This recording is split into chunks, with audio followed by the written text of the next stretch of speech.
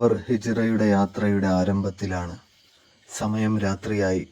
നബി സല്ലല്ലാഹു അലൈഹി വസല്ലമ തങ്ങളുടെ തിരുപാദം നടന്ന് നടന്ന് തേഞ്ഞ് മുറിഞ്ഞു ചോര വരുന്നു. ഇനിയും മുന്നോട്ട് നടക്കാനാകുന്നില്ല. അങ്ങനെ സിദ്ദീഖ് റളിയല്ലാഹു അൻഹു നബി സല്ലല്ലാഹു അലൈഹി വസല്ലമ തങ്ങളെ ചുമലിലേറ്റുകയാണ്. വല്ലാത്തൊരു സൗഭാഗ്യമാണ് അബൂബക്കർ സിദ്ദീഖ് റളിയല്ലാഹു അൻഹുവിന് അന്ന് ലഭിച്ചത്.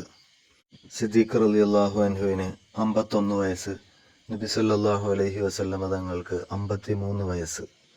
അങ്ങനെ നബി സല്ലല്ലാഹു അലൈഹി വസല്ലമ തങ്ങളെ ചുമലിലേറ്റിക്കൊണ്ട് മലയുടെ മുകളിലുള്ള പാറക്കെട്ടിൻ്റെ അടിയിലുള്ള സൗർ ഗുഹാമുഖത്തെത്തി. സമയം രാത്രിയാണ്. ഗുഹയുടെ ഉള്ളിൽ ഇഴജന്തുക്കളോ വിഷജീവികളോ വല്ലതുമുണ്ടോ? സിദ്ദീഖ് റളിയല്ലാഹു അൻഹുവിന് ആകുലതയായി.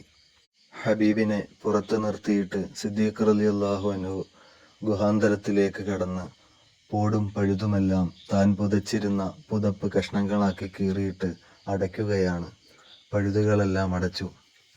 ഇനി 2 പഴുതുകൾ ബാക്കിയുണ്ട്.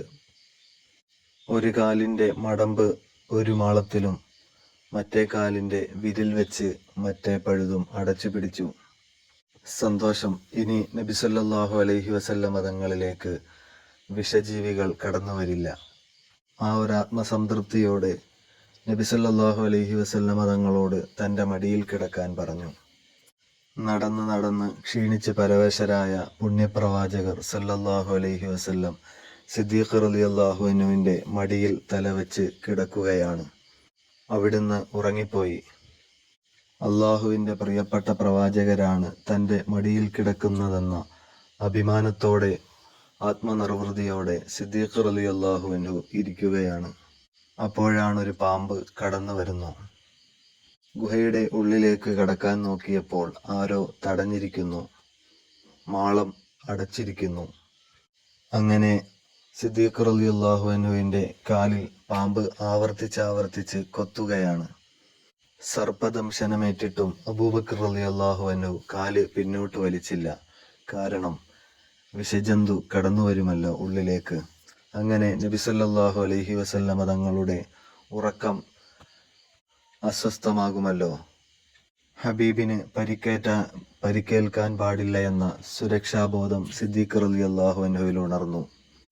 കാൽ ഇളക്കിയാൽ നബി സല്ലല്ലാഹു അലൈഹി വസല്ലമ തങ്ങളുടെ നിദ്ര നഷ്ടപ്പെടും. അതുകൊണ്ട് കാൽ ഇളക്കിയതുമില്ല. വിഷം സിദ്ദീഖ് റളിയല്ലാഹു അൻഹുവിൻ്റെ ശരീരഭാഗങ്ങളിലേക്ക് കടന്നു കയറുകയാണ്.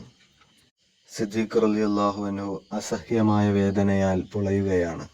മടിയിൽ കിടക്കുന്ന നബി സല്ലല്ലാഹു അലൈഹി വസല്ലമ തങ്ങളെക്കാൾ വലുതായി സ്വശരീരത്തെ കാണാൻ സിദ്ദീഖ് റളിയല്ലാഹു അൻഹുവിന് കഴിഞ്ഞില്ല. പക്ഷേ അസഹ്യമായ വേദനയാൽ കണ്ണുനീർ തുള്ളികൾ ഇറ്റുവീണു. നബി സല്ലല്ലാഹു അലൈഹി വസല്ലമ തങ്ങളുടെ മുഖത്തേക്ക് വീണു. കണ്ണുനീർ തുള്ളികൾ ഞെട്ടറ്റു വീണപ്പോൾ നബി സല്ലല്ലാഹു അലൈഹി വസല്ലമ തങ്ങൾ പെട്ടെന്നുണർന്നു. ചോദിച്ചു, എന്താണ് പറ്റിയത്? എന്തോ ഒരു വിഷജീവി കടിച്ചതാണ് നബിയെ എന്ന് സിദ്ദീഖ് റളിയല്ലാഹു അൻഹു പ്രതിവചിച്ചു.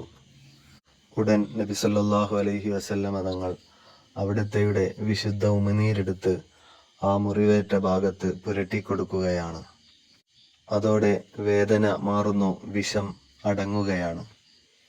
എന്നാൽ കാലങ്ങൾക്ക് ശേഷം സിദ്ദീഖ് റളിയല്ലാഹു അൻഹുവിൻ്റെ വഫാത്ത് സമയത്ത് വിഷം രണ്ടാമതായി ഇളകിയെന്നും ആ വിഷത്തിൻ്റെ കാരണത്താൽ സിദ്ദീഖ് റളിയല്ലാഹു അൻഹു ഷഹീദാവുകയാണ്. 3 രാപ്പകലുകളാണ് അവർ ആ സൗർ ഗുഹയിൽ കഴിഞ്ഞുകൂടിയത്.